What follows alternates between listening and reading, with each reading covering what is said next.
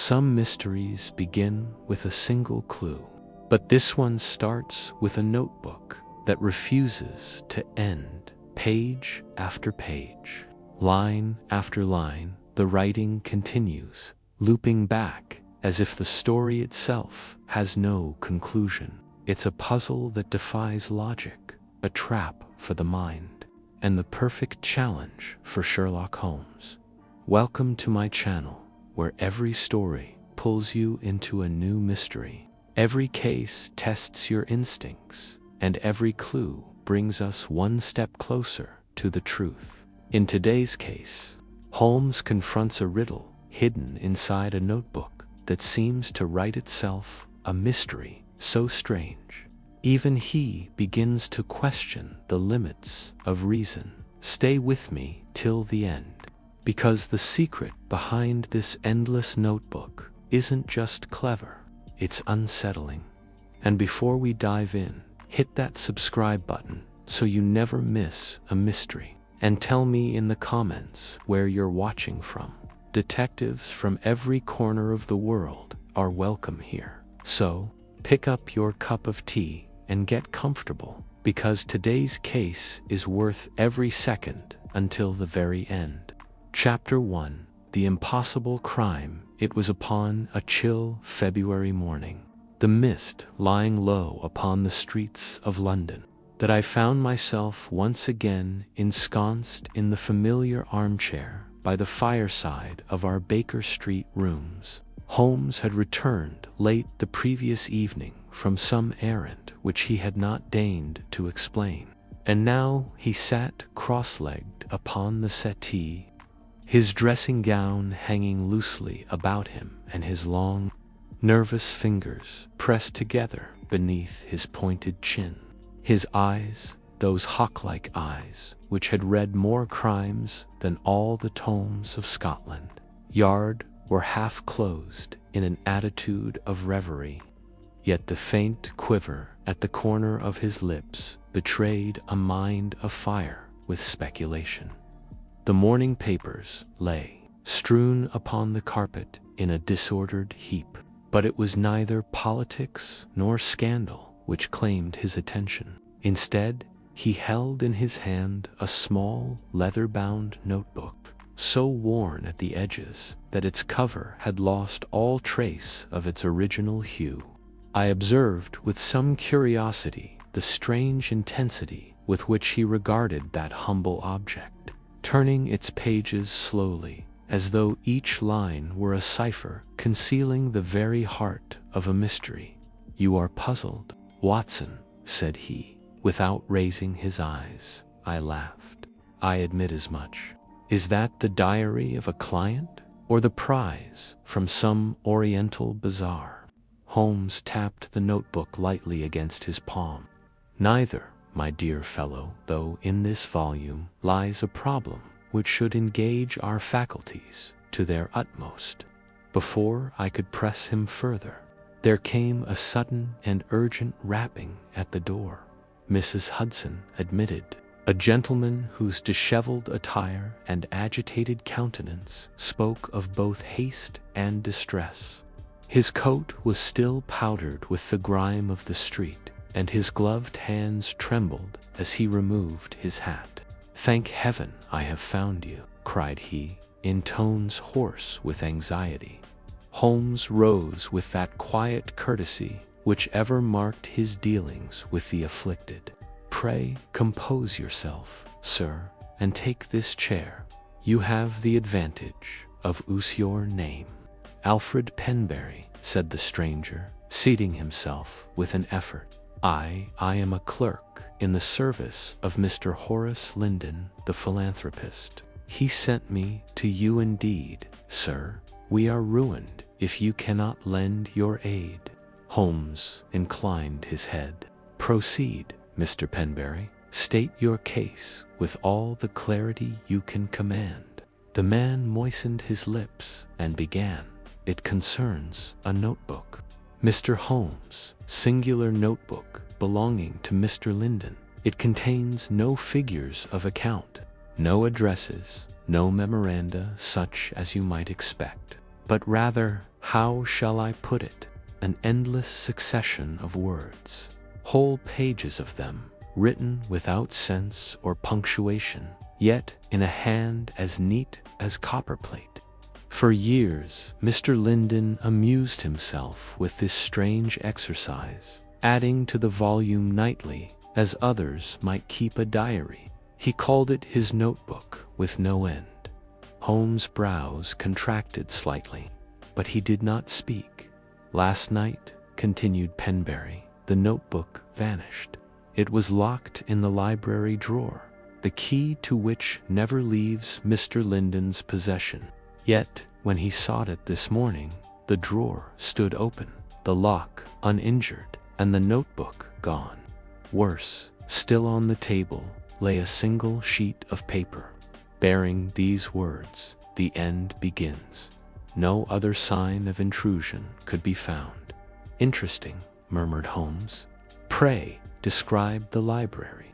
The clerk gave such details as he could: the heavy curtains, the tall windows fastened from within, the solitary door with its well-oiled lock. No stranger had crossed the threshold. The servants were old and trusted. No sound had disturbed the household through the night. Was the note in Mr. Linden's hand? Holmes asked abruptly. Penberry shook his head. "No, sir. It was written in red ink, and in characters so peculiar they chilled me to the bone." Holmes' eyes gleamed. "You have the paper with you?" The clerk drew from his breast pocket an envelope and handed it to my friend. Holmes spread the sheet upon the table and bent over it. I rose to look, and confess that a singular thrill ran through me at the sight. The words "The end begins" were formed in jagged strokes, with a curious inclination backward, as though penned by one unused to the Roman alphabet. Holmes examined it for some minutes through his lens, then held it to the firelight. "Curious," he muttered. "The ink is of German manufacture, the paper a watermark of the Rhine mills. Yet the fibre, this is instructive indeed." He flung himself back in his chair, eyes half closed, fingertips together. "Mr. Penberry," said he, "you will return to Mr. Linden and assure him that all is not lost. Watson and I shall call upon him within the hour. Meanwhile, on no account mention this to the police." The clerk departed, somewhat comforted, and I turned eagerly to my companion. "Holmes," I cried, "what do you make of it?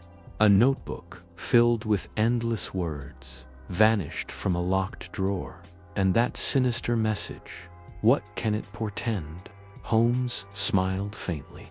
"My dear Watson, when you have eliminated the impossible, whatever remains, however improbable, must be the truth. But we have yet to define the impossible. Come, the game is afoot." With that he sprang from his chair, seized his coat and hat, and in another moment we were rattling through the misty streets toward the house where, unknown to us, a chain of events had begun which would test the utmost resources of Sherlock Holmes. Chapter 2. A client of singular habits. It was not long before our cab turned from the roar of Oxford Street into a quieter quarter of Mayfair, where the houses stood in that sober dignity which wealth and age confer. We drew up before a large and somewhat gloomy mansion whose iron gates and heavy shutters spoke of a family more concerned with security than display.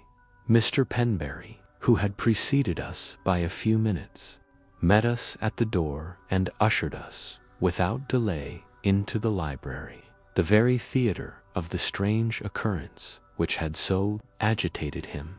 The room was one in which comfort and scholarship strove for mastery. The high, oak-paneled walls were lined from floor to ceiling with books, whose bindings glowed in the firelight like the trappings of some slumbering host. A vast escritoire occupied the center, littered with papers, while the thick Persian carpet deadened every footfall. Yet, despite the warmth of the hearth and the richness of the furnishing, an air of uneasiness pervaded the place, as though some unseen presence lingered still. By the window stood a tall, spare figure whose white hair and finely cut features proclaimed the man of breeding. His age, which I should put at 65, had not bowed his frame, nor dimmed the light of his keen, restless eyes. This was Mr. Horace Linden, the philanthropist, the recluse, the collector of rare Eastern manuscripts, whose name I had read more than once in the columns of the Times. He advanced with a courtly bow as Holmes entered, and I noted with interest how the two men measured each other in that brief glance wherein minds like theirs form instant judgment. "Mr. Holmes," said Linden, in a voice musical yet firm, "I am deeply sensible of the honor you do me in coming. You have heard from my clerk the outline of my misfortune."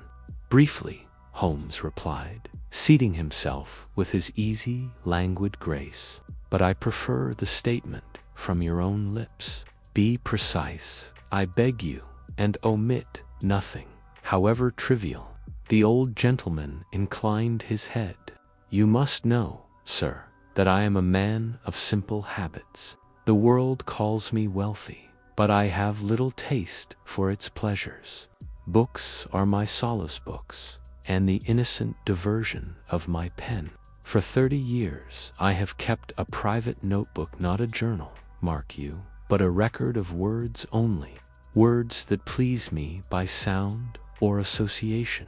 I write them as they come, stringing them like beads upon an endless thread. It is folly, perhaps, yet it has been my recreation, my companion through many lonely years." Holmes bent forward. "This notebook, describe it." "A small volume bound in black calf, worn with use, the clasp of silver, my initials upon the cover. It contained, when last I saw it, some 500 pages closely written. And where was it kept?" "In this drawer of the escritoire." He touched a compartment which yawned open before us. "Observe, the lock is intact, yet the notebook is gone. The key, Mr. Holmes, has never left my chain. I slept with it beneath my pillow." Holmes examined the drawer with his lens, then the lock, then the key itself. His movements were quick, yet methodical. His expression that blank mask, which to me betokened the highest concentration. "When did you last see the volume?" "Shortly after 10 o'clock last night. I placed it in the drawer, locked it, and retired. At 8 this morning it had vanished." "And this paper, the one bearing the words 'The end begins,' was where?" Upon the blotting pad. Holmes lifted the paper once more, scrutinized it under the strong light of the lamp, then laid it down without comment. There was no sign of violence. No window unfastened. None. My servants are old in my service and above suspicion. The outer doors were barred, the windows latched. Yet the thing is gone, as though the earth had swallowed it." Holmes paced the room, his hands behind him, his head sunk upon his breast. I could see the swift play of thought upon his mobile features. Suddenly he wheeled and confronted our client. "Mr. Linden, pardon my frankness, but can you conceive of any living soul who might covet this singular manuscript?"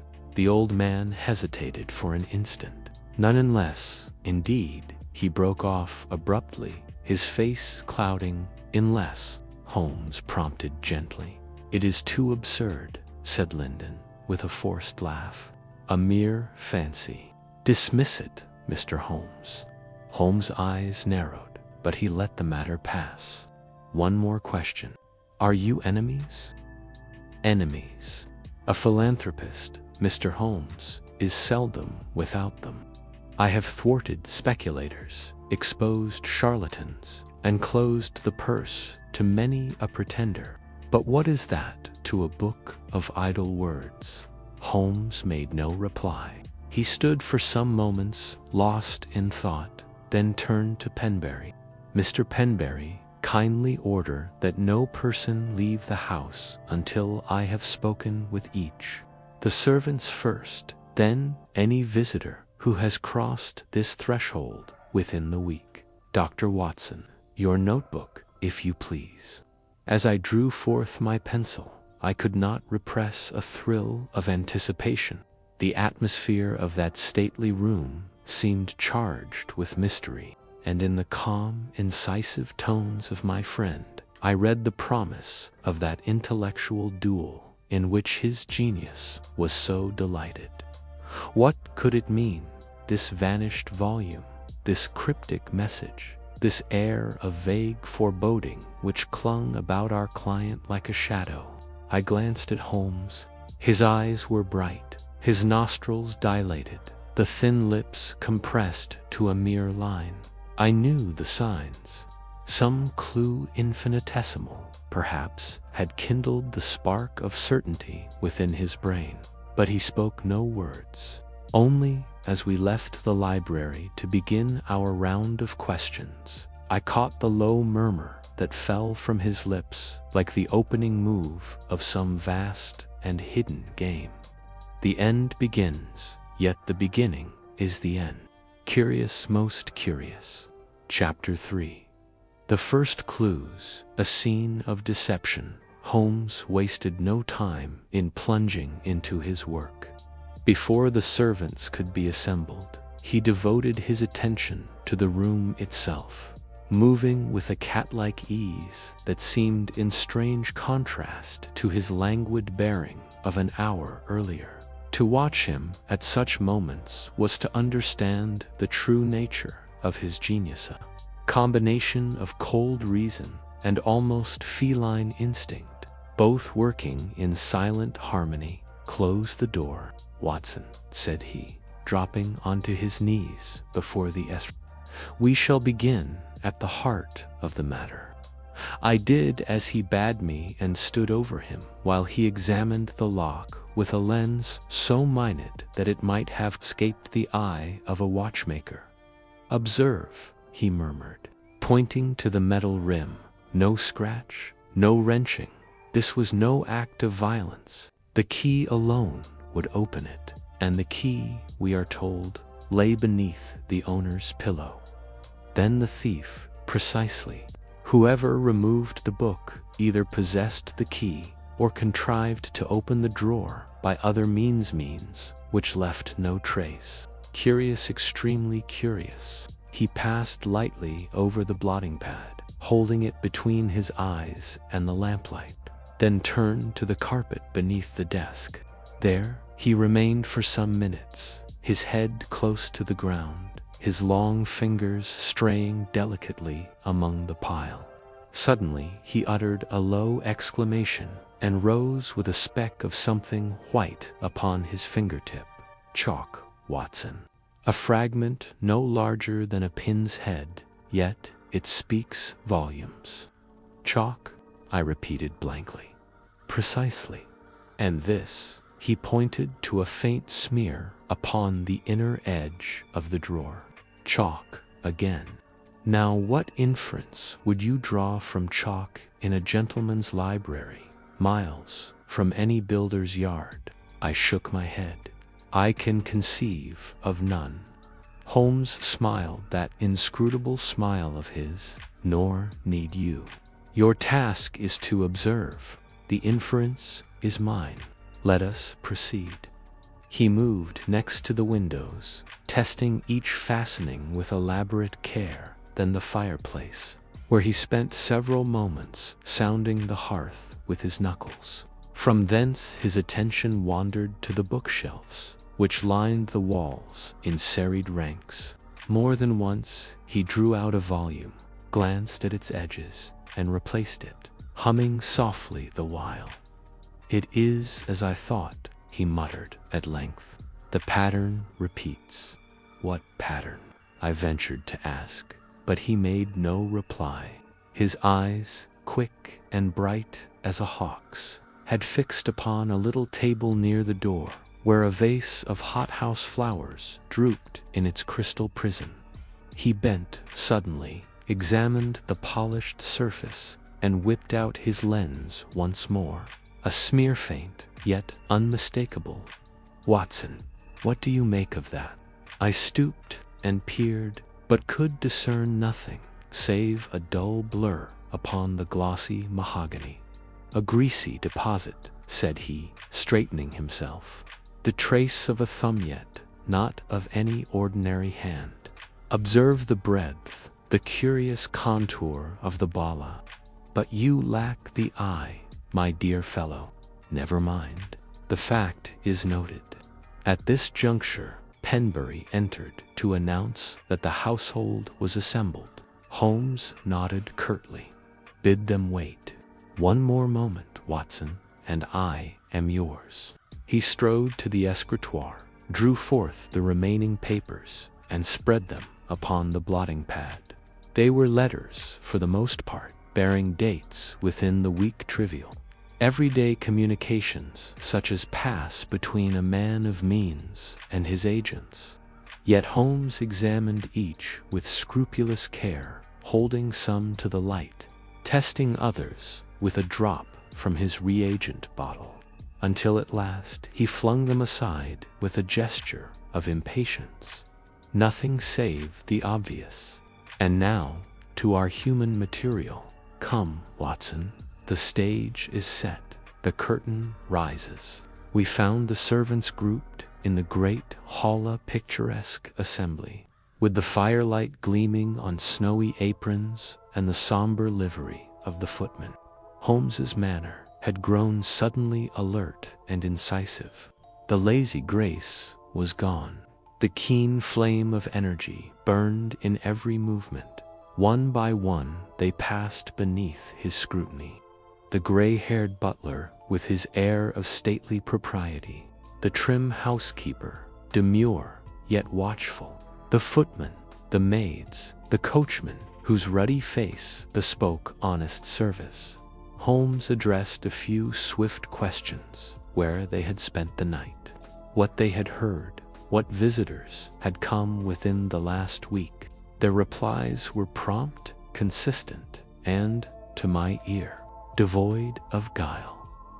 Yet more than once I saw a flicker of light leap into Holmes's flash that told me he had heard, or failed to hear, some note of hidden meaning.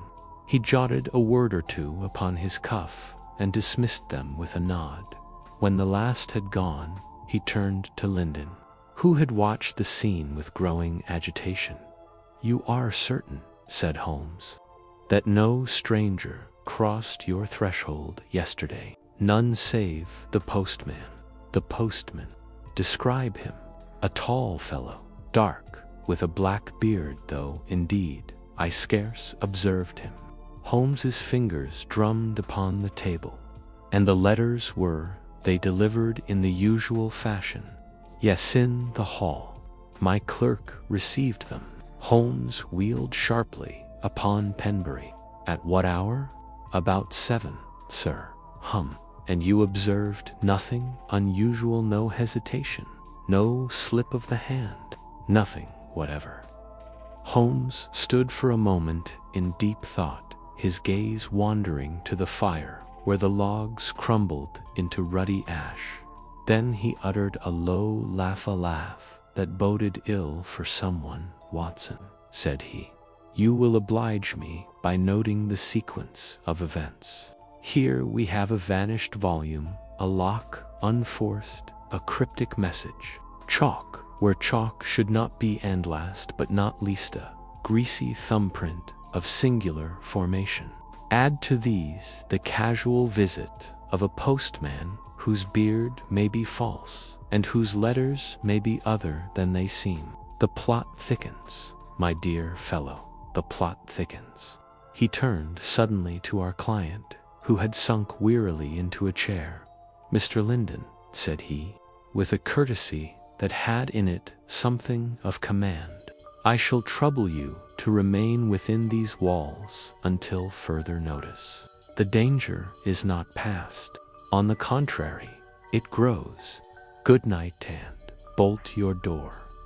With that enigmatic warning, we took our leave, and as we drove back through the misty streets, I strove in vain to pierce the veil which shrouded my friend's thoughts. His lips were compressed, his eyes far away. Only once did he speak, and then in a tone so low that I barely caught the words. "An endless notebook and yet an end that begins. Curious, Watson, most curious." Chapter 4.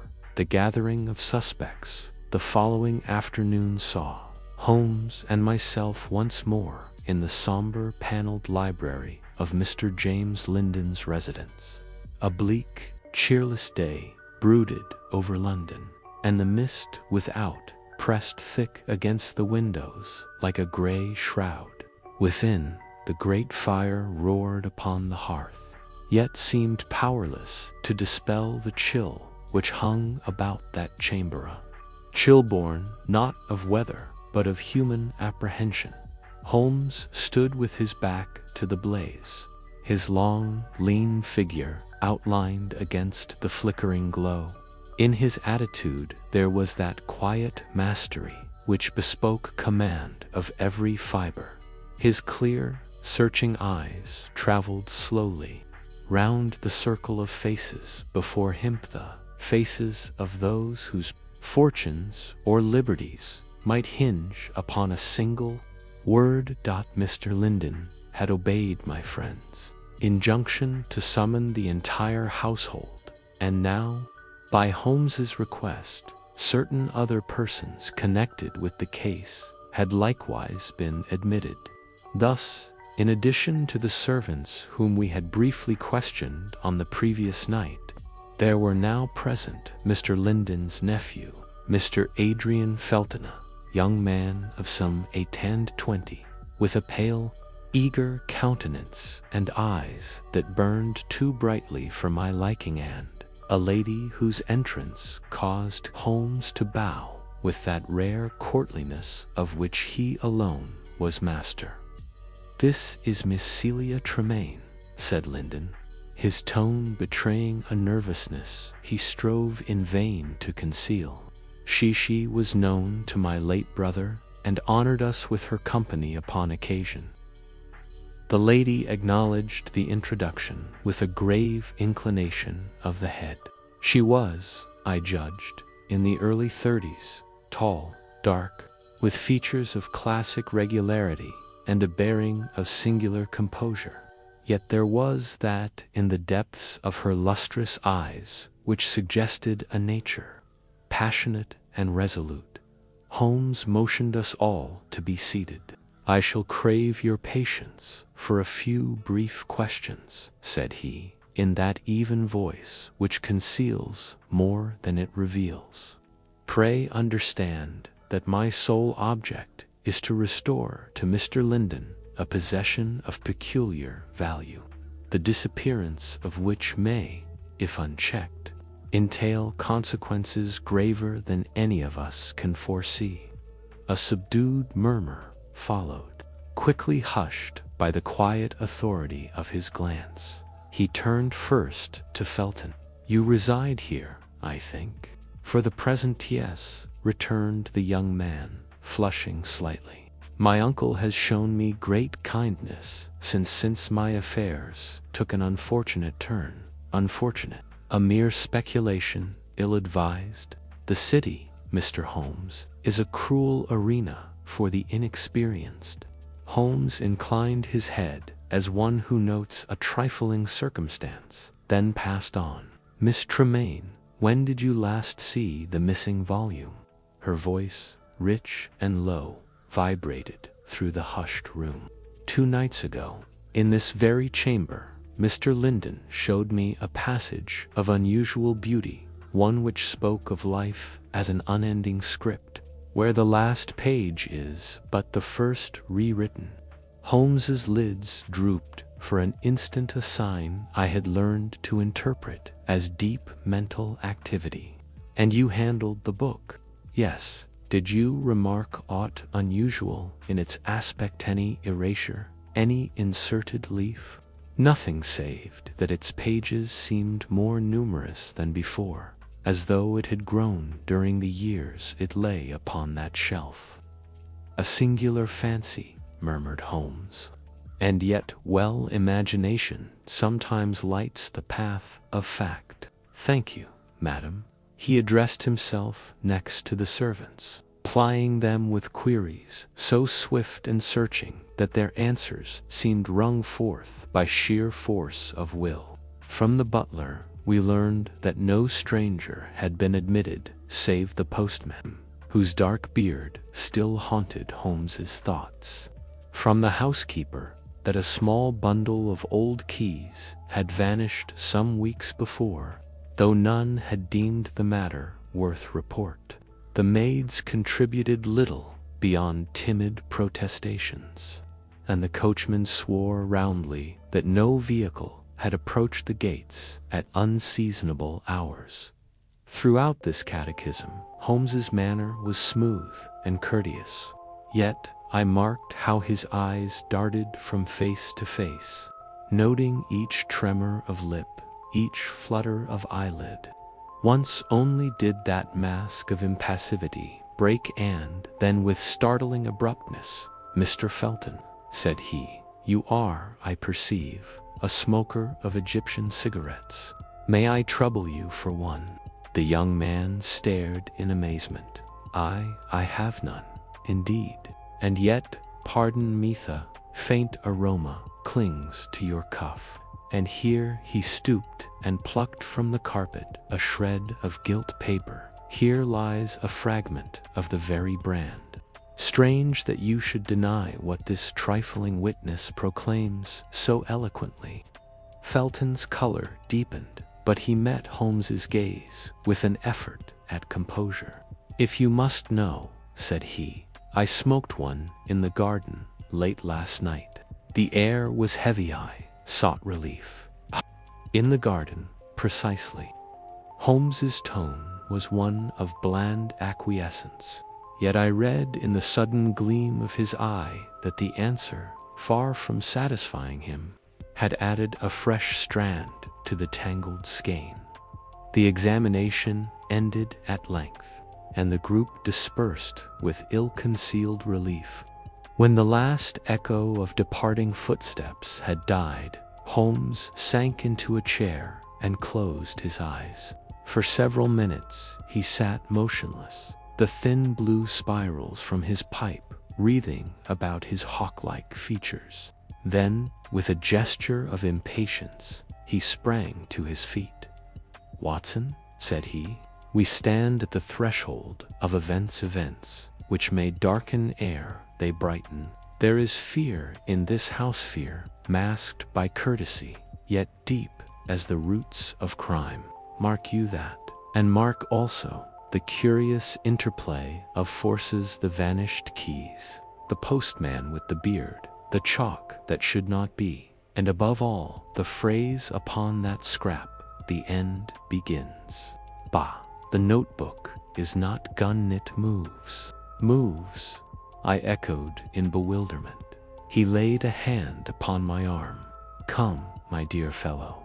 There is work ahead in danger." Chapter 5. The Red Herring. The following morning was bleak and sullen, with a drizzle that turned the streets to mirrors of mud and mist. Holmes and I sat over our breakfast in Baker Street, yet my companion scarcely tasted his food. His keen, ascetic face wore that expression of half-dreaming detachment which I had learned to associate with the swift worry of those mental wheels within. His long fingers drummed soundlessly on the arm of his chair, while his gaze, fixed upon the gray square of the window, seemed to pierce the very fabric of the fog beyond. For myself, I confess to a sense of frustration.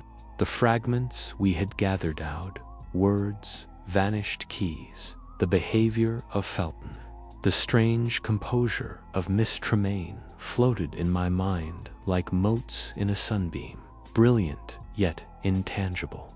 I longed for some coherent pattern, some ray of that illumination which Holmes could summon at will. It was while I pondered thus that the bell clanged below, and the familiar tread of Mrs. Hudson heralded a visitor.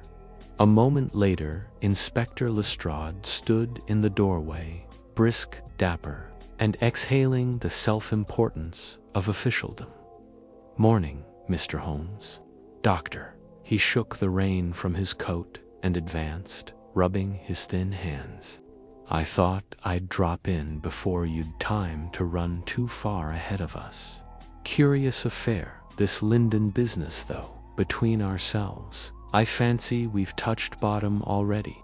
Holmes's brows arched in faint amusement. "Indeed, Lestrade. Then pray to enlighten us, for I have ever found your conclusions to possess at least the merit of, shall we say, originality." The inspector coughed deprecatingly. "You'll see, Mr. Holmes, you'll see. The thing's plain as the nose on your face. Young Felton's our man." Holmes leaned back, the very incarnation of polite indifference. "Just so. We've been making inquiries. The lad's in Queer Street, financially debts up to his neck, and not a penny to meet M. The city sharks have been after him for months. What's more, we find he had free run of the old gentleman's library, and a mighty keen interest in that book, by all accounts. You see the motive. Valuable volume, easy to turn into ready cash. And here's the crowning touch." He drew from his pocket a crumpled sheet. "Came by this through one of our plainclothes men. It's a note from Felton to a certain dealer in the Strand, offers to dispose of a manuscript of singular curiosity, dated the very day before the thing disappeared."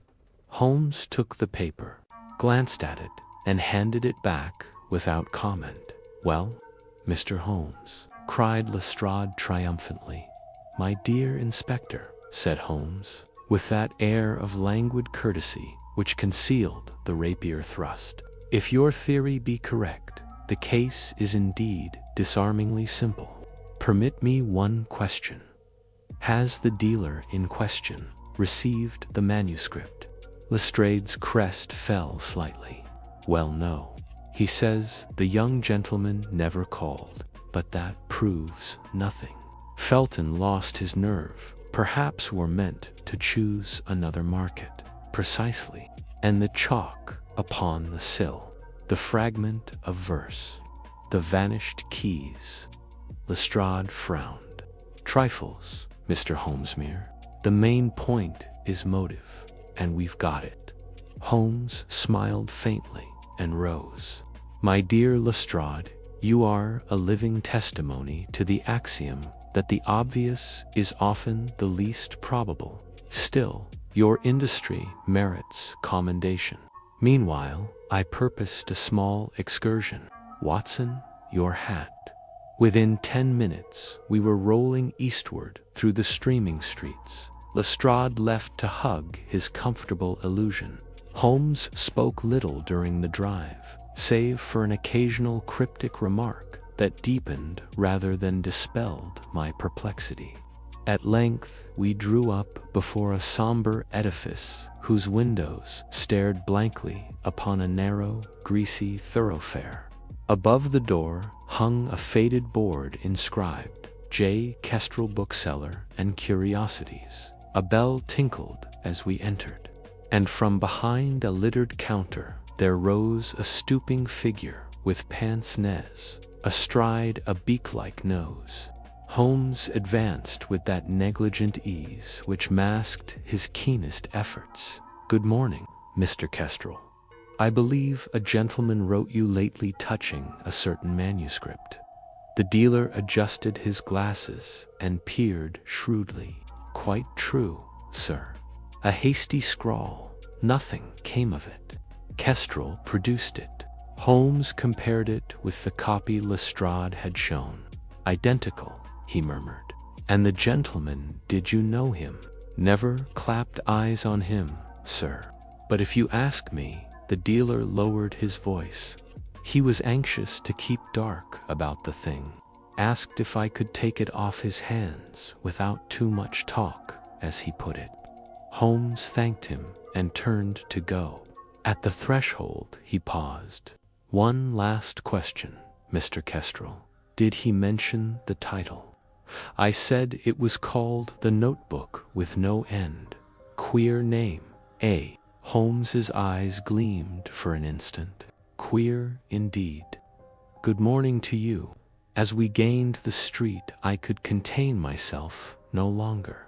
Holmes. Surely this confirms Lestrade's view. Felton meant to sell the book. What stronger proof, my dear Watson? He interposed suavely. When you have eliminated the impossible, whatever remains, however improbable, must be the truth. Felton may be guilty of folly, of worse than folly, but of this theft, no. The hand that penned that note and the brain that framed this crime are as far apart as darkness from dawn. He hailed a hansom. Back to Baker Street, Watson. The game deepens and the hour draws near when we must strike or stand aghast at tragedy. Blood, Watson, he said quietly, fresh within the hour. And here look, the print of a woman's shoe half washed by the tide. She was here and not alone. See that scuff upon the coping.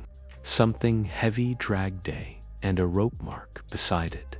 Great heavens! He straightened himself, his face like carved marble in the flare of the dying match. Quick, Watson, to the stairs. If I read this riddle true, the river has not yet yielded up its secret, but it will, unless we forestall the next act of this monstrous drama.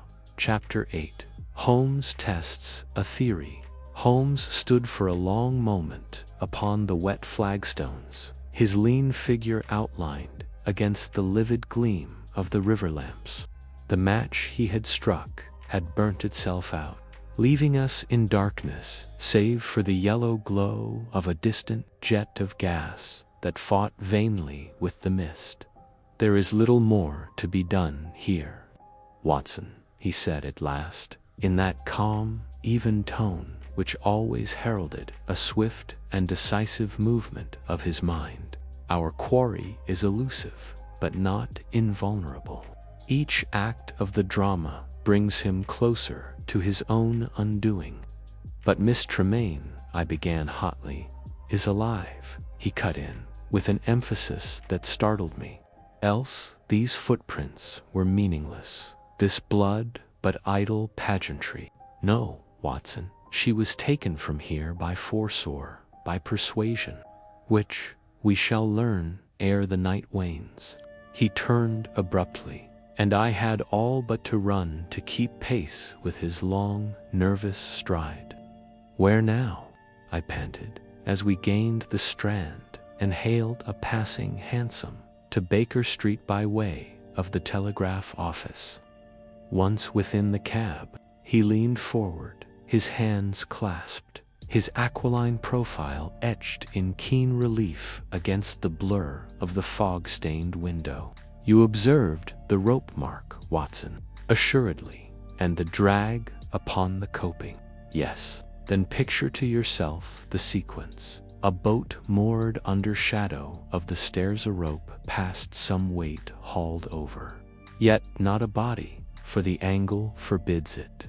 No, my dear fellow, that drag was from above, not below. Something, nay, someone was lowered to the boat. Miss Tremaine lives, and that fact changes everything. We drew up at the telegraph office, where Holmes indited 3 brief but urgent messages, one to Inspector Lestrade at the yard, a second to a certain river police sergeant, and a third, to my astonishment, to Mr. Felton himself.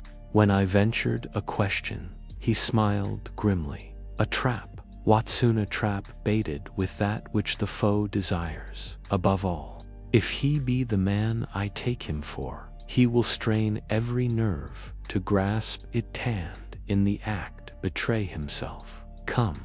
Back at Baker Street, Holmes fell to work with a silent, feverish energy that bespoke the intensity of his thought. He rummaged in drawers, overhauled pigeonholes, even took down his chemical apparatus for some obscure experiment that ended in the production of a thin brown dust, which he sealed in a small envelope and slipped. Then, flinging himself into his armchair, he lighted his pipe and stared long into the glow of the hearth. For near an hour I forbore to break the spell of his abstraction. At length he rose, glanced at the clock, and drew from his drawer the blue envelope containing Felton's stolen notebook. You remember, Watson, the singular character of these entries, their abrupt transitions, their curiously impersonal tone. I do indeed. Yet there runs through them one thin thread, a name, thrown in here and there, like a pebble in a brook. Arden, a woman, a man, a place.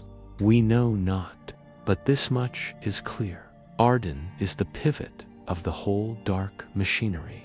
Tonight we bait our trap with that name. He seated himself at the desk and dashed off a note with swift precision. When he had addressed and sealed it, he handed it to me without comment. I read, "Tonight at 11, in the library of Linden House, the secret of Arden shall be laid bare. Come alone." There was no signature, only the initials traced in a bold hand. J.F. Felton's initials, I exclaimed. Precisely. The villain shall believe the summons comes from the very man whose ruin he plots. If he be indeed the brain of this conspiracy, he will not resist the lure. If he be but a tool, then his master will move him. In either case, we shall have our answer. And how do you propose to deliver this? By the swiftest messenger in London, he said, with a smile. You, my dear Watson. Before I could protest, the note was in my pocket, my instructions whispered in my ear. 10 minutes later, I was threading the murky byways toward Fleet Street, my heart thumping with the mingled excitement and peril of my errand, when I regained Baker Street. Somewhat out of breath and more than a little uneasy, Holmes was ready. A revolver gleamed upon the table, and beside it a small case which, when opened, revealed a most amazing array of false whiskers, tinted glasses, and other paraphernalia of disguise. You will favor me, Watson, by slipping this into your pocket, said he, handing me the revolver. As for me, he caught up a length of grizzled beard, adjusted a pair of gold-rimmed spectacles, and, with the aid of a little spirit gum and pigment, transformed himself, in the space of 5 minutes, into a shabby, stoop-shouldered bibliophile, such as one might encounter in the byways of Holywell Street. Watson, the curtain rises.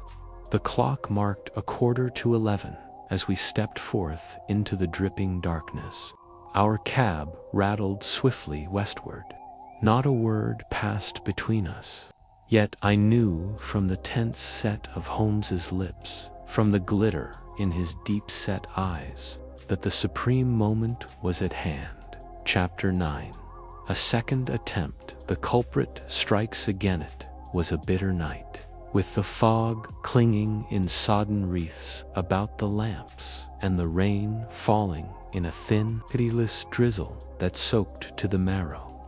Our cab rattled westward through dim and slippery thoroughfares, until the looming bulk of Linden House broke the mist like a somber cliff against a troubled sea. Holmes touched my arm as we descended. His voice, low and level, cut like steel in the gloom. "Remember, Watson, silence till the last card is played, and keep that revolver handy. We stand tonight upon the very edge of the precipice." Linden House lay in darkness, save for a faint glow filtering through the blinds of the library, a glow that seemed less like light than the ghost of it. Struggling feebly against the engulfing blackness, the vast facade, with its blind windows and moisture-streaked stone, rose above us in chill and hostile grandeur. Holmes's knock was soft, almost furtive. It was answered after an interval by a man whose lean figure loomed vague in the shadowed hall, a man who started visibly at sight of us. "You, Mr. Felton?" Holmes inquired, in that dry, colorless voice which was part of his present disguise. Then, with a gesture half of hesitation, half of sullen submission, admitted us to a wide, echoing passage, floored with black and white marble and lined with grotesque suits of mail that gleamed spectrally in the flicker of the solitary lamp. The library opened at the end, a great, vaulted chamber, walled with somber shelves, whose serried ranks of volumes climbed into gloom beyond the feeble radius of the firelight. A single shaded lamp burned upon the central table, flinging a disk of pallid gold upon a litter of papers, amid which lay the blue notebook, Felton's fatal talisman. Holmes moved straight to it, his air that of a man to whom such matters were but the commonplaces of his craft. He lifted the book delicately, turned a page or two, and let it fall with an indifferent gesture. Then, dropping into a chair, he motioned me to another, and so sat, his chin sunk, his hands folded, his whole attitude that of some tired student, nodding over his task. The man who had admitted us lingered uncertainly by the door. Holmes regarded him with a glance as keen and swift as the flick of a rapier. "You may wait without," said he, and there was that in his tone which compelled obedience. The door closed softly. The heavy curtains swung still. Minutes dragged by, minutes that seemed hours in that brooding stillness, broken only by the faint tick of a clock and the low whisper of the rain upon the panes. Twice I glanced at Holmes, to find him motionless as carved ivory, his half-closed eyes fixed upon the blank wall before him. I knew that every nerve of him was strung like tempered steel, yet the immobility of his mask filled me with a vague, oppressive dread. Then it came, first, a faint, stealthy, stirring beyond the curtains, a sound so slight that I should have missed it but for the tense hush in which we waited. Next, a thread of shadow, wavering, uncertain, creeping along the carpet took form, till out of the dimness loomed a figure, a man's figure, crouched, sinister, the gleam of steel in his hand. I half rose, my heart hammering like a drum. Holmes's finger flicked toward me, swift, imperious, commanding silence. The intruder glided nearer, his breath coming in short, stifled gasps.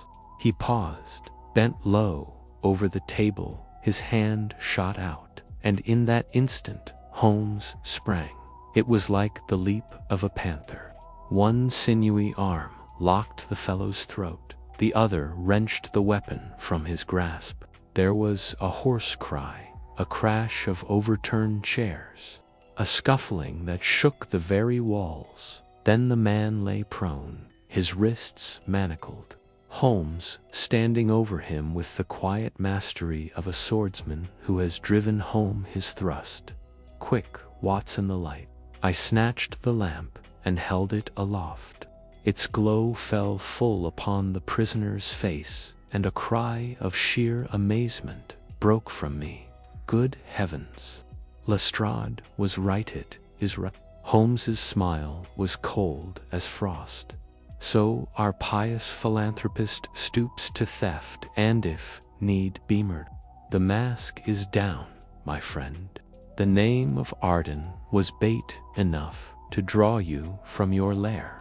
The man writhed, snarled a strange bestial sound. Then, with a sudden twist that tore the cuffs across his wrists, flung himself bodily against the lamp. It crashed in a flare of oil and splintered glass. Darkness leaped upon us like a living thing, pierced by Holmes's sharp command. Guard the door, Watson. I sprang, groped, found the panel, and set my back to it. Behind me, the struggle raged in muffled furia, trampling of feet, a sobbing breath, a thud that shook the boards. Then a rush of cooler air smote my face, and I knew with a sick certainty what had happened. The window, Holmes, he's gone. A leap to the casement, black night, dripping trees, the vague glimmer of wet lawns, and, far off, the patter of flying feet dying in the distance. Holmes stood a moment, breathing hard, his lean figure rigid against the pale blur of the rain-streaked panes.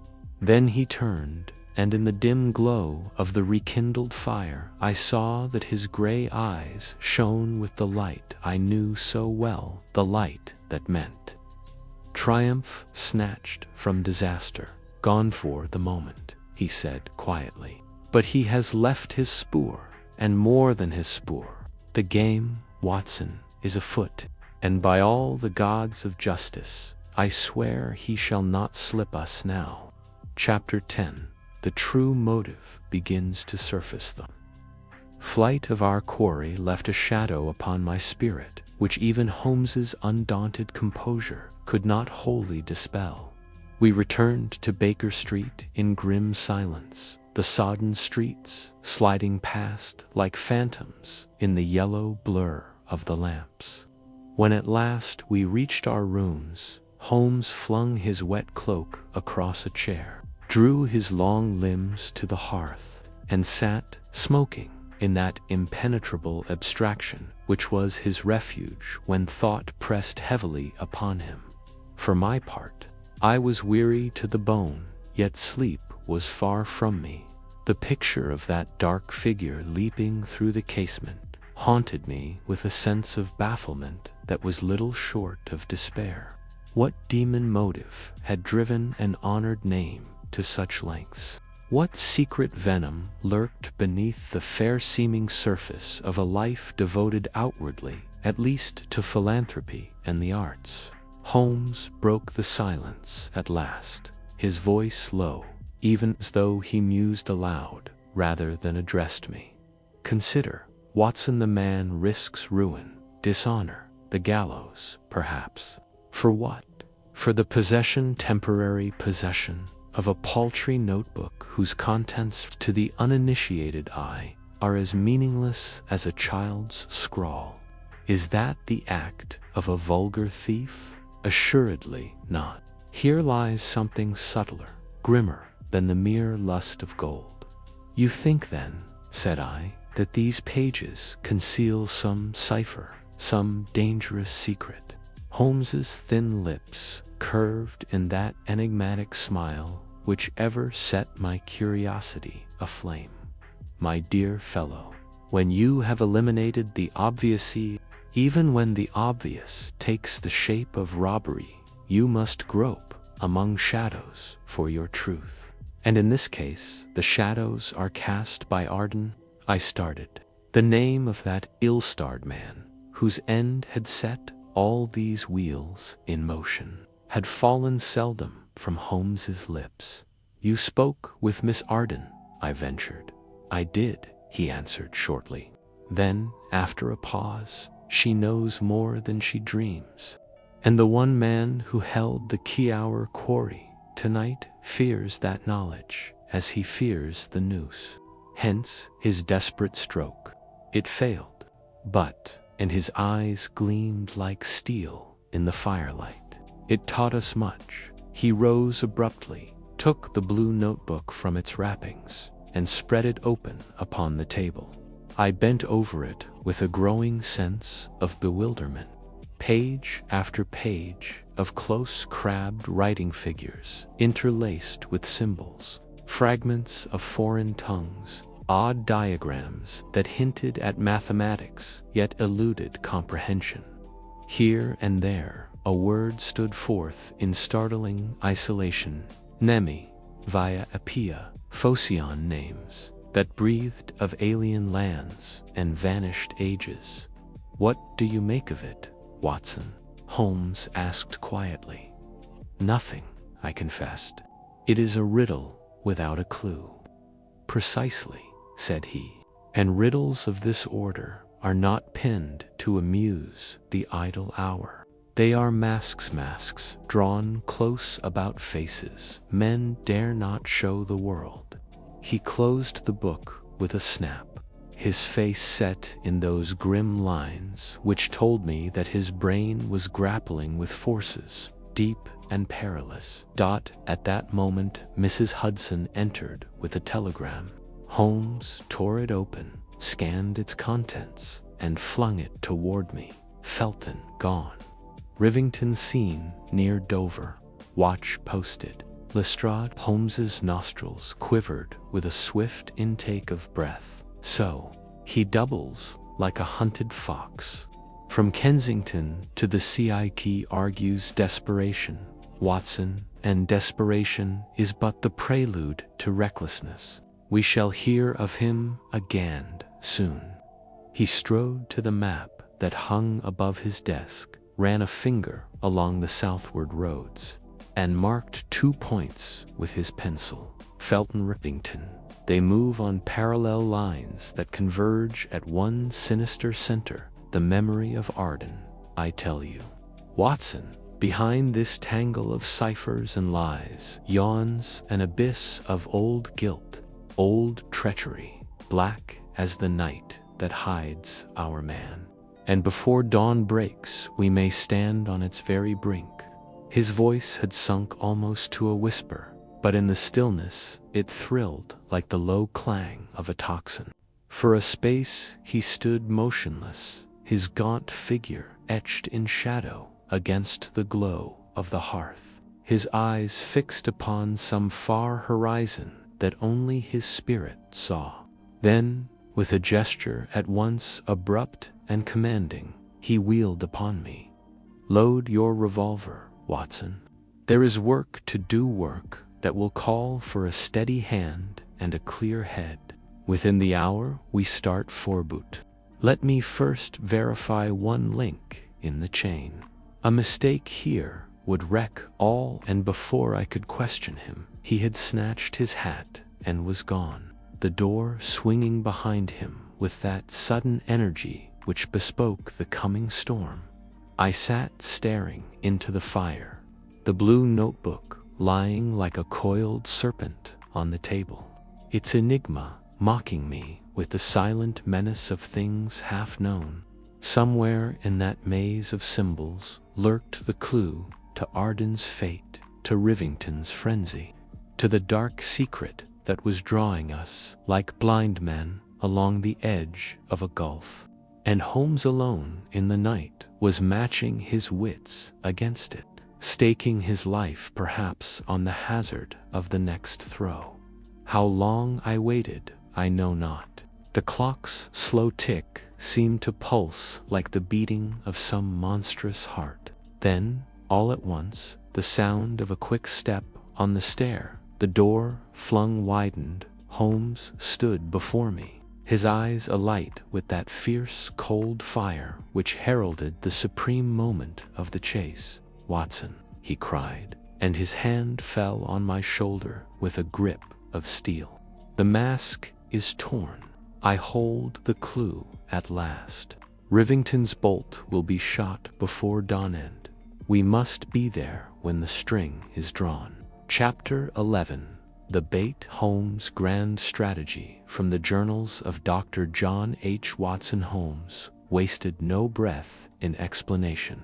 Within 5 minutes of his return, we were in a hansom rattling south through the dim-lit streets, the winter wind cutting like a blade. His gaunt profile, sharp against the lamplight, betrayed nothing but an iron concentration. Yet the flicker in his eyes told me that some vast conception was shaping itself behind that inscrutable mask. "You have the revolver?" he asked abruptly. "Here," I replied, tapping my pocket. "Good. We may require more than words before morning." "Holmes," I burst out, stung beyond endurance by his sphinx-like silence. "You spoke of a clue of the mask torn away. For heaven's sake, tell me what all this means." He turned those gray, steel-clear eyes upon me and laid a finger lightly on my sleeve. "My dear Watson, an overeager tongue has wrecked many a delicate game. Before dawn you shall know all. Till then silence, and trust me." I bit back my impatience. There was that in his tone which sealed my lips as surely as any vow. Our cab swung into the Thames embankment, then eastward toward the labyrinth of streets that fringed the river.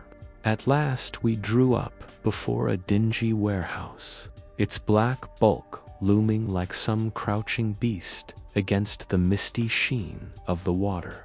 Holmes dismissed the cab, led the way down a flight of slimy steps, and rapped thrice upon a postern door.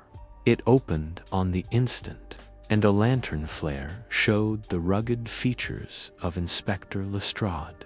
"Your man hasn't shown yet, but we've eyes on every landing from here to the pool." Holmes nodded curtly. "Keep them so. And if he comes, follow, but do not stir till I give the sign. One false move, and the game's lost." He drew me aside into the shadow of a tarpaulin-draped barge, and there, in a few swift sentences, the outline of his plan broke upon me like a flash of lightning. The blue notebook, that fatal lure, was to serve as bait. Holmes had let it be known by channels subtle as they were, sure that it lay now in this riverside den, guarded by Lestrade and his men. If Rivington still lived, if the desperate energy of the last blow had not drained his resources, then the hunger that drove him would drag him hither before the dawn. "And when he comes?" I asked breathlessly. Holmes's thin lips curved in a smile that chilled me more than the fog-laden air.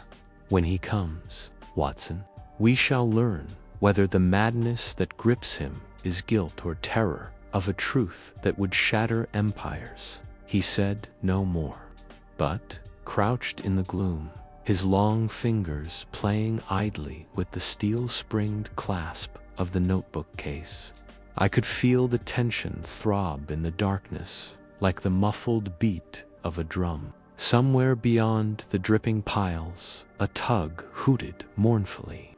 The black tide lapped and whispered against the stone. From far upriver drifted the hollow clang of a bell, and through it all Holmes sat like a carven image, every nerve tuned to that high pitch which made him, in such moments, a creature of pure brain and steel. The hours dragged. Twice Lestrade stole up to whisper that all was quiet. Once a rat scurried across the planks with a sound that set my heart leaping like a startled hare. Then not last a stir in the night, faint yet unmistakable, the creak of a plank, the stealthy suck of water beneath a keel. Holmes's hand closed on my arm with the grip of a vice. He breathed. "The game is afoot." Out of the mist, a shape glided, shadow melting into shadow till. The dim flare of Lestrade's lantern showed a crouching figure clambering cat-like upon the landing stage. One swift gesture from Holmes, and the darkness leaped alive with men. A cry rang out, sharp as the crack of doom. There was a scuffle, a splash, the rattle of iron on wooden. Rivington, drenched, livid, his breath hissing through clenched teeth, lay pinioned in the circle of Lestrade's men. Holmes rose, the blue notebook gleaming in his hand like a brand of judgment. "You were eager to win this, my friend," he said softly. "Shall we see what secret it holds together?" But the glare that leaped in Rivington's eyes was not of surrendered, was the blaze of a soul at bay. With a wrench that flung his captors aside like reeds, he hurled himself toward the river's black, into the icy swirl below. A splash and crying, the night swallowed him. Holmes stood motionless, his face white as the fog that wreathed the tide. "So," he murmured, "the last bolt sped and the string drawn. But the secret lives, Watson, and before the day dies, we shall look upon its naked face." Chapter 11. The bait. Holmes' grand strategy. Holmes wasted no breath in explanation. Within 5 minutes of his return, we were in a hansom rattling south through the dim-lit streets, the winter wind cutting like a blade. His gaunt profile, sharp against the lamplight, betrayed nothing but an iron concentration. Yet the flicker in his eyes told me that some vast conception was shaping itself behind that inscrutable mask. "You have the revolver?" he asked abruptly. "Here," I replied, tapping my pocket. "Good. We may require more than words before morning." "Holmes," I burst out, stung beyond endurance by his sphinx-like silence. "You spoke of a clue, of the mask torn away. For heaven's sake, tell me what all this means." He turned those gray, steel-clear eyes upon me and laid a finger lightly on my sleeve. "My dear Watson, an overeager tongue has wrecked many a delicate game. Before dawn you shall know all. Till then, silence, and trust me." I bit back my impatience. There was that in his tone which sealed my lips as surely as any vow. Our cab swung into the Thames embankment, then eastward toward the labyrinth of streets that fringed the river. At last we drew up before a dingy warehouse, its black bulk looming like some crouching beast against the misty sheen of the water. Holmes dismissed the cab, led the way down a flight of slimy steps, and rapped thrice upon a postern door. It opened on the instant, and a lantern flare showed the rugged features of Inspector Lestrade. "Your man hasn't shown yet, but we've eyes on every landing from here to the pool." Holmes nodded curtly. "Keep them so. And if he comes, follow, but do not stir till I give the sign. One false move, and the game's lost." He drew me aside into the shadow of a tarpaulin-draped barge, and there, in a few swift sentences, the outline of his plan broke upon me like a flash of lightning. The blue notebook, that fatal lure, was to serve as bait. Holmes had let it be known by channels subtle as they were, sure that it lay now in this riverside den, guarded by Lestrade and his men. If Rivington still lived, if the desperate energy of the last blow had not drained his resources, then the hunger that drove him would drag him hither before the dawn. "And when he comes?" I asked breathlessly. Holmes's thin lips curved in a smile that chilled me more than the fog-laden air. "When he comes, Watson, we shall learn whether the madness that grips him is guilt or terror of a truth that would shatter empires." He said no more, but, crouched in the gloom, his long fingers playing idly with the steel-springed clasp of the notebook case, I could feel the tension throb in the darkness, like the muffled beat of a drum. Somewhere beyond the dripping piles, a tug hooted mournfully. The black tide lapped and whispered against the stone. From far upriver drifted the hollow clang of a bell. And through it all, Holmes sat like a carven image, every nerve tuned to that high pitch which made him, in such moments, a creature of pure brain and steel. The hours dragged. Twice Lestrade stole up to whisper that all was quiet. Once a rat scurried across the planks with a sound that set my heart leaping like a startled hare. Then not last a stir in the night, faint yet unmistakable, the creak of a plank, the stealthy suck of water beneath a keel. Holmes's hand closed on my arm with the grip of a vice. He breathed. The game is afoot. Out of the mist, a shape glided, shadow melting into shadow till. The dim flare of Lestrade's lantern showed a crouching figure clambering cat-like upon the landing stage. One swift gesture from Holmes and the darkness leaped alive with men. A cry rang out, sharp as the crack of doom. There was a scuffle, a splash.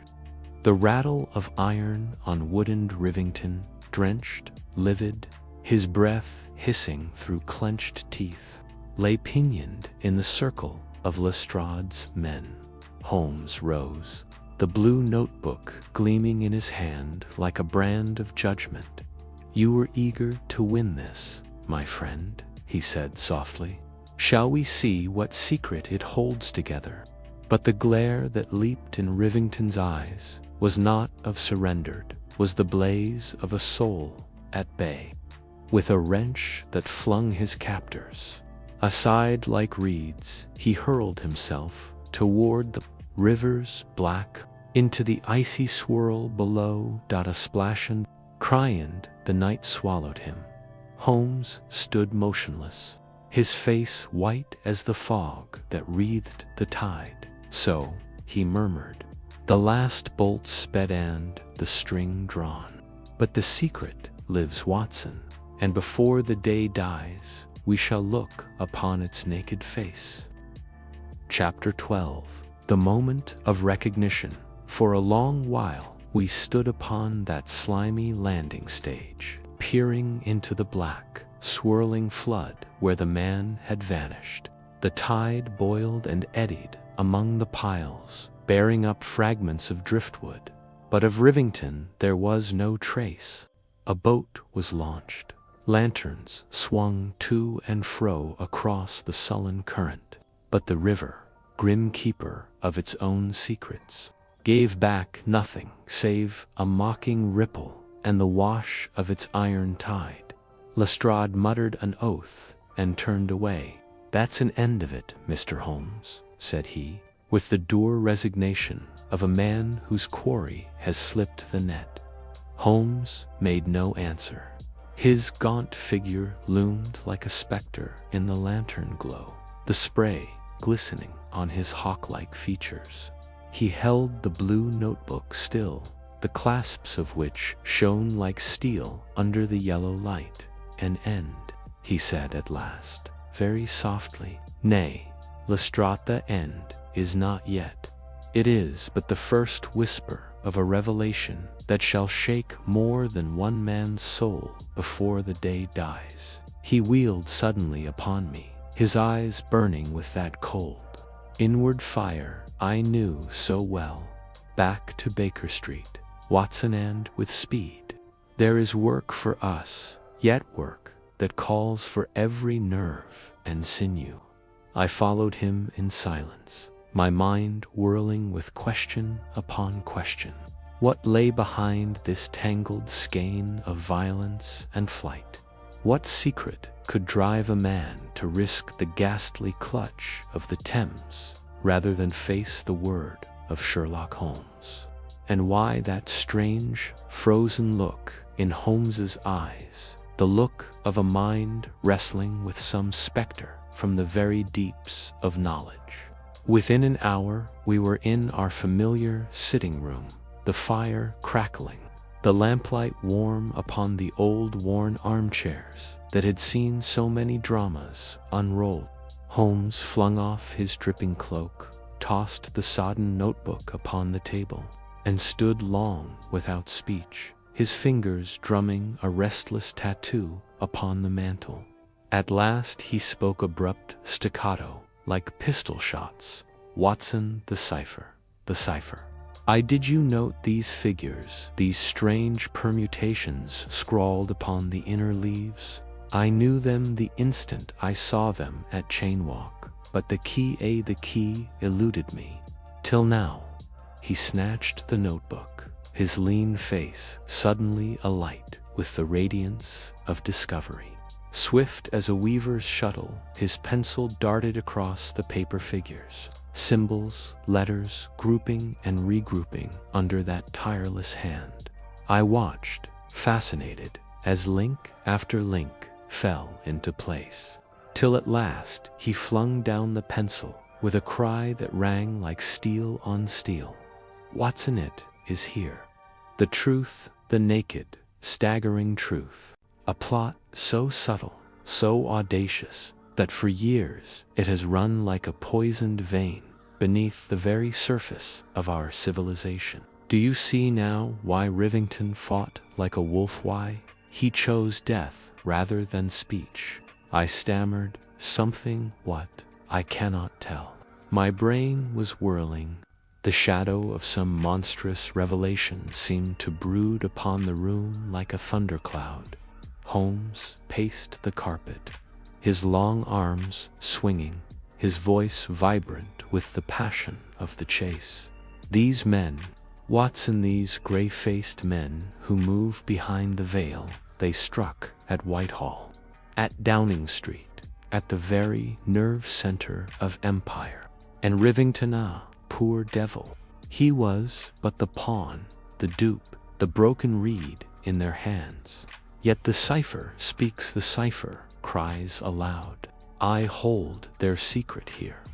He smote the notebook with his clenched hand, "And by the Lord who made me, before the sun sets this infernal coil shall lie stripped to its last thread." He wheeled upon me, every line of his gaunt figure instinct with resolution. "Quick, Watson. The police must hold the telegraph lines. I go to weave the final strand alone. Ask me nothing, follow me in nothing, till you hear from me again. There is peril, deadly peril in every shadow. But if I fail," his voice sank. For one instant the mask dropped, and I saw upon that worn, eager face the solemn presage of doom.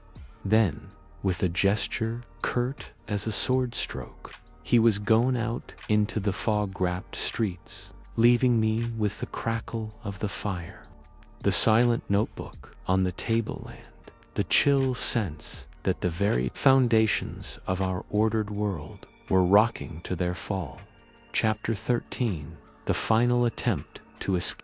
Hours that followed were among the most anxious I have ever endured in that long association which has made me the humble chronicler of Sherlock Holmes's singular gifts. I sat alone in Baker Street, the fire sinking to a red glow, the fog pressing its clammy fingers against the panes, and the silence broken only by the distant clang of a passing cab or the melancholy hoot of a tug upon the river.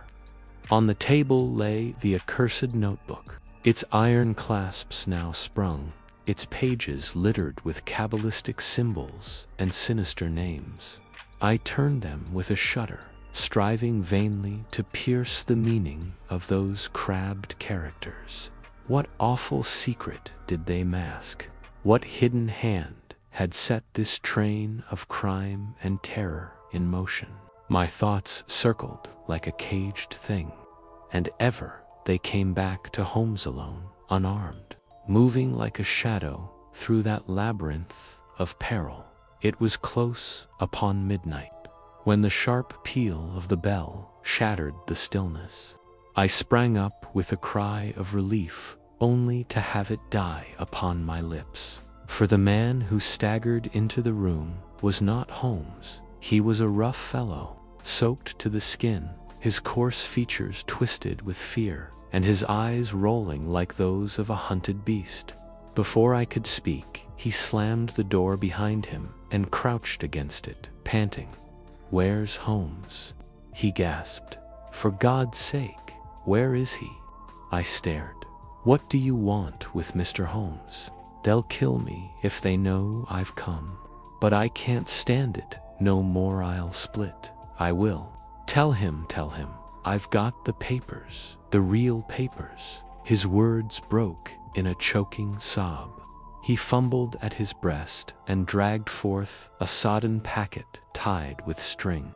At sight of it, a sudden light burst upon me. Here, then, was some missing fragment of the infernal plots from those who ruled from the shadows. Before I could question him further, there came a sound that turned my blood to water, a stealthy step upon the stair, a low hissed signal from without. The man gave a cry like that of a trapped hare.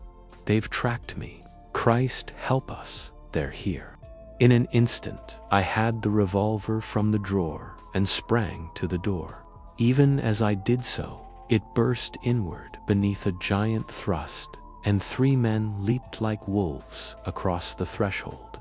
There was the flash of a knife in the lamplight, the crash of a chair, a hoarse yelling, then the roar of my revolver filled the room.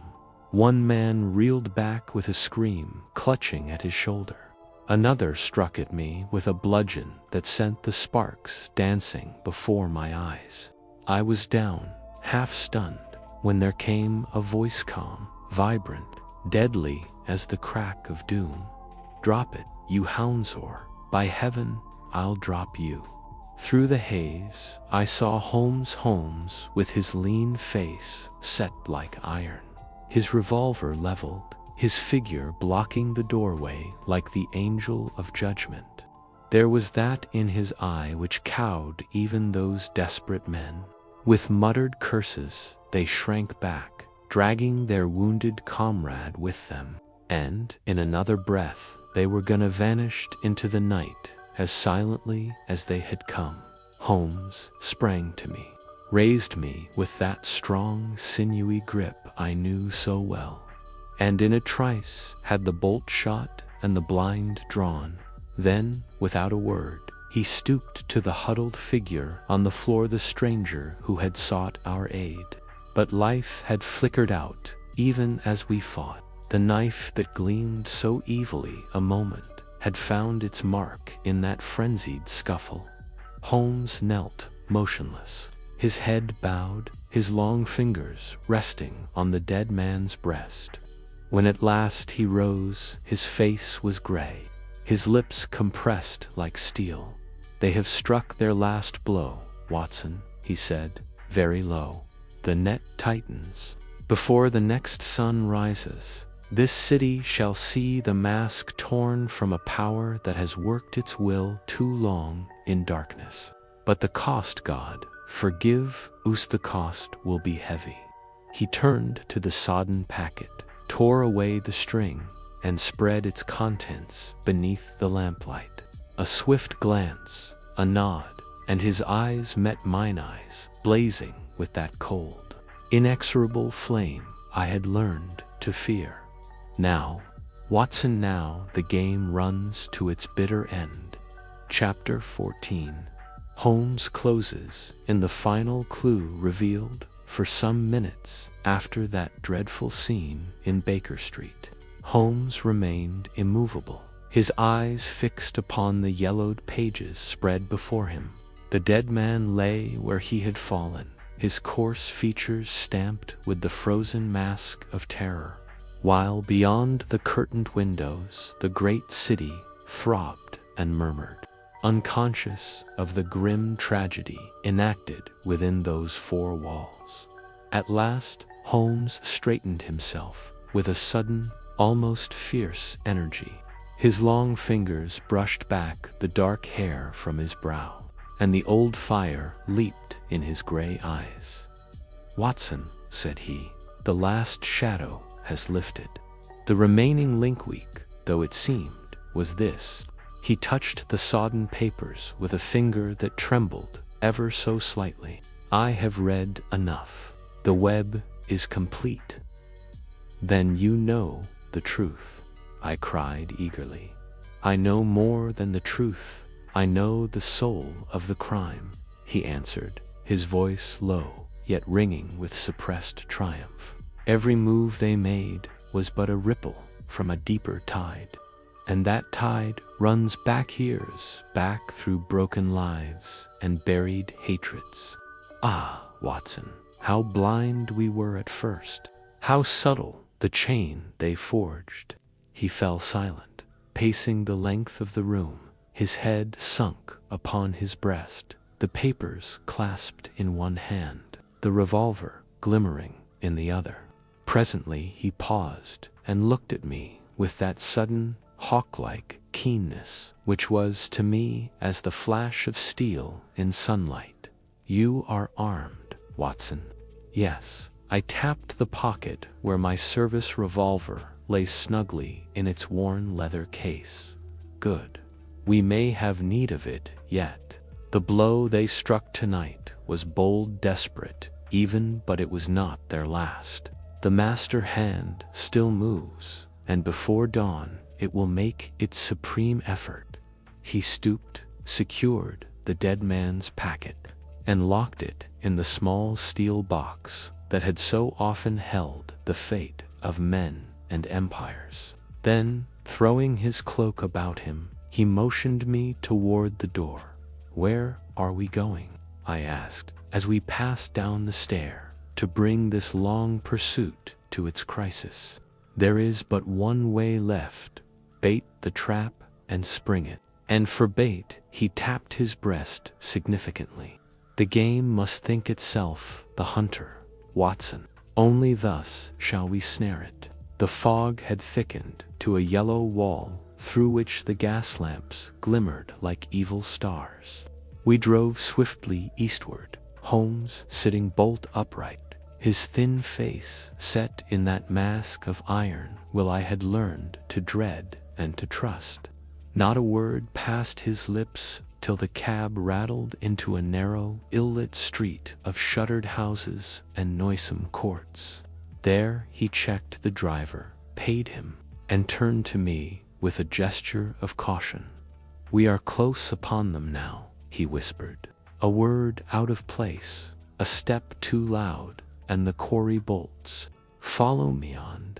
Keep your hand upon your weapon."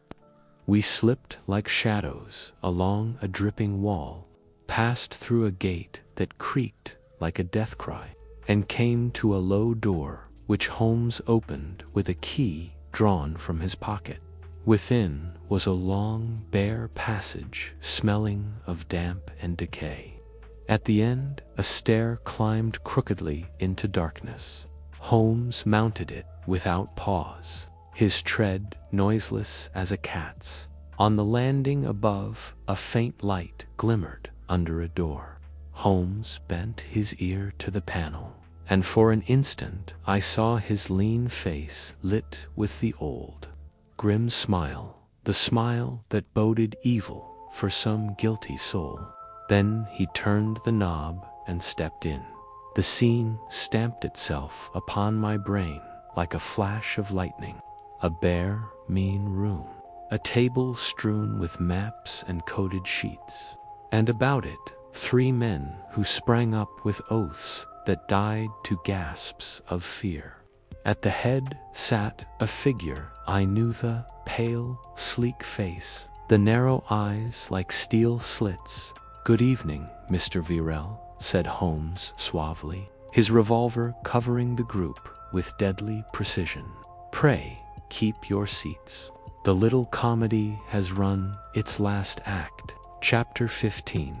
The final gathering. It was in the gray light of early dawn that we returned to Baker Street, our errand grimly accomplished. The 3 men Holmes had faced in that sordid room now lay under heavy guard, and with them the last remaining threads of the infernal web were drawn together.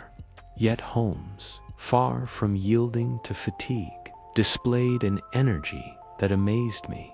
His features, sharpened by the vigil of many nights, glowed with that fierce inward fire which no physical strain could dim. "I have summoned them all," said he, as we entered the familiar sitting room.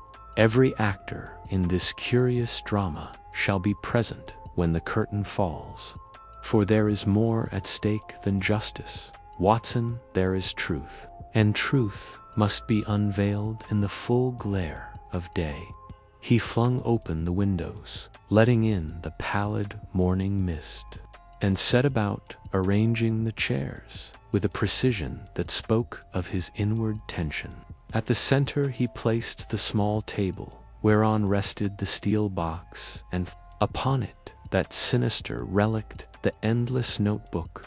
One by one they came, ushered by Inspector Lestrade, whose manner alternated between dogged satisfaction and ill-concealed bewilderment. First, Miss Edith Markham, pale and proud, her dark eyes flashing defiance even through the shadows of fear. Behind her loomed Colonel Markham, his military bearing little lessened by the strain of recent days, though his lips twitched now and again with the effort of self-control. Then came young Felix Darnell, the artist, haggard from sleeplessness, yet with a strange light in his gaze as it wandered toward the girl. Close upon his heels stumbled Carter, the Valleneau, longer the sleek, impassive servant, but a cringing figure whose every nerve betrayed guilt or terror. Last of all entered Virel, guarded but insolent still, his narrow eyes gleaming like points of steel beneath their lids. He seated himself with the air of one who awaits the next move in a game he has not yet lost. When all were assembled, a hush fell upon the room, a hush so deep that the ticking of the clock upon the mantel sounded like a hammer beat. Holmes stood at the table, his tall figure outlined against the misty light, his thin face pale yet stern with the majesty of intellect triumphant. "Ladies and gentlemen," said he, and his voice, low yet vibrant, cut the silence like a blade. "You are gathered here because each of you, in greater or lesser degree, has played a part in a drama of singular complexity and of peril no less real because it moved for long in the shadows. Tonight that drama ends. Within this box lies the record of a conspiracy which, had it run its course, might have shaken the foundations of 2 continents. But the hand that penned these pages faltered at the last hand, so the task of unmasking the truth fell to us." His gaze swept the circle with the swiftness of a sword thrust, pausing a fraction longer upon Virel's mocking smile, upon Carter's ashen face, upon the proud defiance of Edith Markham's eyes. "I shall not anticipate the order of events," Holmes continued, "nor weary you with detail. Enough that the chain of evidence is complete, every link forged, every hidden rivet bared to the light. Before this hour has struck its second note, you shall know not only who struck the fatal blow, but why and by what dark windings fate drove them to the deed." At this he bent, unlocked the steel box, and drew forth the notebook, the stained, sinister book whose endless scrawl had cost a man his life and threatened many more. For an instant he held it high, and in that instant I saw, as in a dream, the faces about the table, the eager, the fearful, the defiantal, drawn by that one object, as if by some magnetic power. "Watson," said Holmes softly, "be seated, I beg." We are upon the edge of the last precipice, and the drop is sheer. I obeyed in silence, my heart thundering in my ears. For I knew that before the next words fell from his lips, the whole dark mystery would stand revealed in the pitiless light of reason. Chapter 16. The Unraveling of Shadow's Home. Allowed the silence to linger until it grew almost unbearable. The faint creak of the wicker chair, as Virel shifted his weight, sounded like a pistol crack in the hush. Then Holmes spoke quietly, almost conversationally. "Let us begin where all great errors commence with an illusion," said he. "The illusion that what we see before us is all there is to see. A locked study, a dead man bent over a desk, and a notebook of endless scravos were the opening chords of this curious symphony. To most men, the affair suggested madness, accident, or, at worst, some sordid quarrel ending in violence. To me, it suggested design cloaked in the very disorder it affected." He turned a page of the notebook with long, deliberate fingers. "This, gentlemen, is no diary. It is a cipher ingeniously contrived, its apparent incoherence a mask for deadly coherence. A code so devised that the eye wearies and the mind despairs before the pattern reveals itself. And what, you ask, does it conceal? Not idle fancies, but a ledger of betrayal, conspiracy, charted with demonic cunning. I saw Edith Markham's lips tighten. Felix Darnell leaned forward, his face drawn with eagerness and dread. Colonel Markham's heavy jaw set like a vice, while Carter cowered as though the very walls pressed upon him. Virel alone smiled the slow, mocking smile of one who awaits his hour. Holmes' gaze flashed toward him. "Yes, Monsieur Virel, you smile. You think the game still yours? You played it well, so well that, but for a trifle, your victory had been complete. That trifle, gentlemen, was a smudge of ink upon a finger where no ink should have been, and the faintest tang of sealing wax upon a coat lapel. From such crumbs is a feast of truth prepared." He laid the notebook down and clasped his hands behind him, pacing slowly as he spoke. "Consider the sequence. Sir Reginald Markham, retired from service, yet custodian of secrets whose value in certain markets might be reckoned in millions, is found dead. Apparent cause exhaustion or sudden seizure, so Lestrade concluded, and most men with him.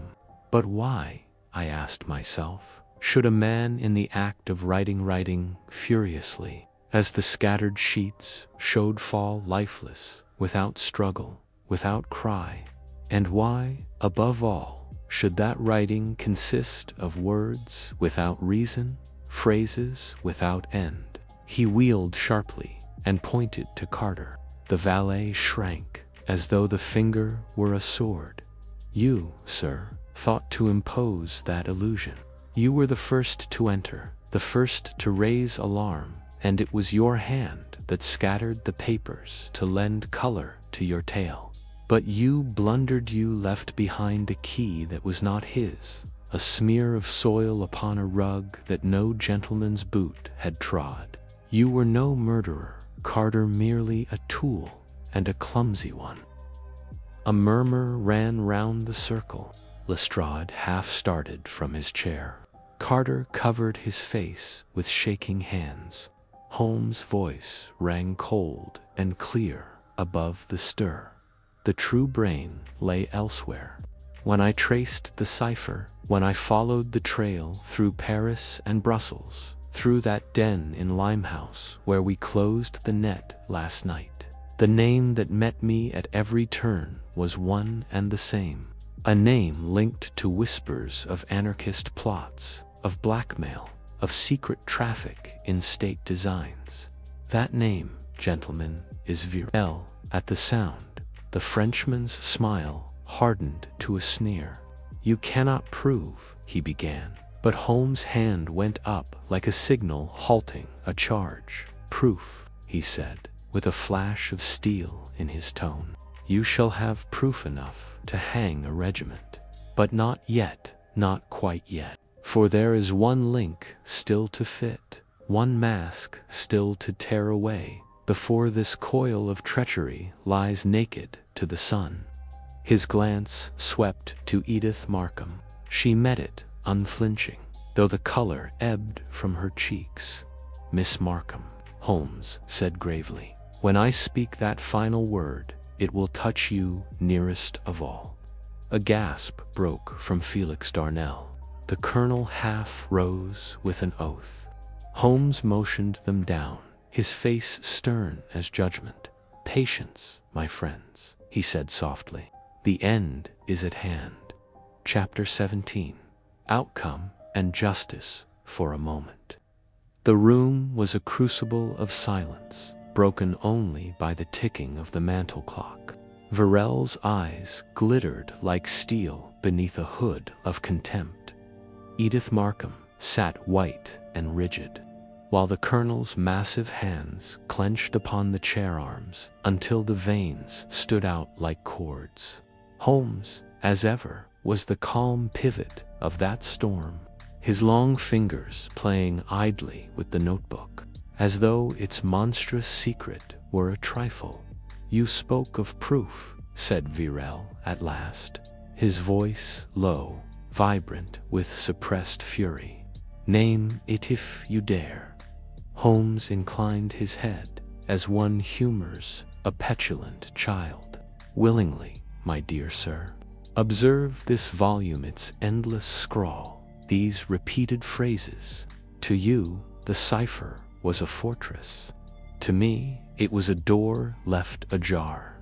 Within these grotesque jottings lay your ledgers of payment, your list of agents, your timetable of betrayal. And here he turned a leaf with a flick of the nail. Here, the fatal entry that brought Sir Reginald to his doom. I leaned forward and saw, beneath a labyrinth of nonsense words, one line in clear figures, a date and an hour. Holmes tapped it with his forefinger. Sir Reginald deciphered enough to understand that this meant ruin. Ruin for England and shame for his name. That knowledge he would not survive. But mark this, he did not fall into a frenzy. He was slain swiftly, silently, by a hand he trusted. Holmes' gaze swept to Edith Markham. She rose slowly, her face carved from marble. Yes, she said, in a voice low yet ringing, by mine. A shudder ran through the circle. The colonel staggered as though struck. Edith, good God, she turned to him with a strange, proud smile. Father, he would have bartered the lives of men who served with you, sold them to this jackal for gold. I found it in the cipher. I saw his meeting with Virel planned. I begged him to desist. He laughed, and bade me keep silent. I could not. For your honor, for England I struck. She flung out an arm toward Virel, who had sprung to his feet with a snarl. And as for you, double dealer, you lured him with promises and doomed him with threats. Had Holmes not forestalled you, I would have faced you next. Holmes' hand shot up. Enough. The law shall judge both guilt and plea. Sit down. Virel, the door is guarded, and resistance is folly. Virel's lips writhed in a curse, but Lestrade and his men closed in, snapping irons upon his wrists.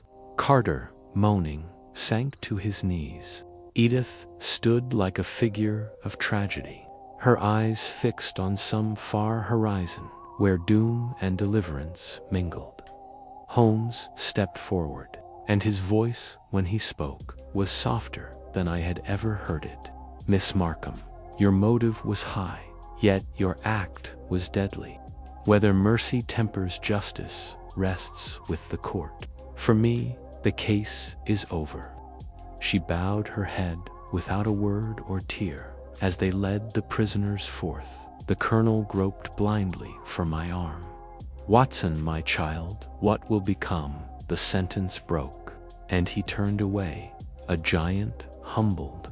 Holmes laid the notebook on the table, closed it gently, and said, with that faint smile of his, "A curious record. Watson, a tale without end, and yet its last line is written." Chapter 18. Holmes' final reflection. 2 days had passed since the grim denouement at Berkeley Square. London's roar moved on, heedless, but for me the air seemed charged with shadows. Edith Markham's pale, steadfast face haunted my thoughts, as did the colonel's broken cry when the truth smote him down. In contrast was serenity itself, leaning back in his armchair at Baker Street, long legs outstretched, eyes half-lidded in a dream of abstraction. Blue spirals of smoke curled upward from his pipe, weaving arabesques in the dim light. I flung down the evening paper with a muttered exclamation. "Holmes, it is monstrous.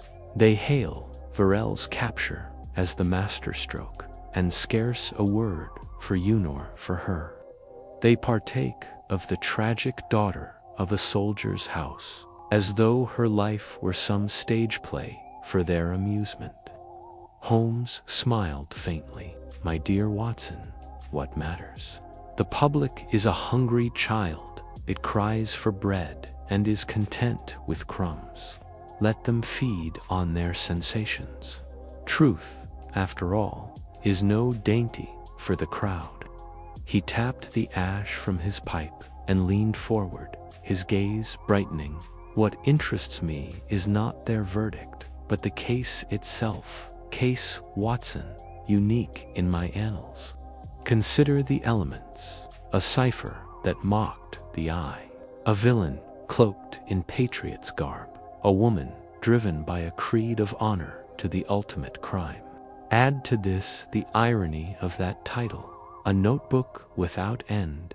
It promised infinity, yet it held the seeds of death.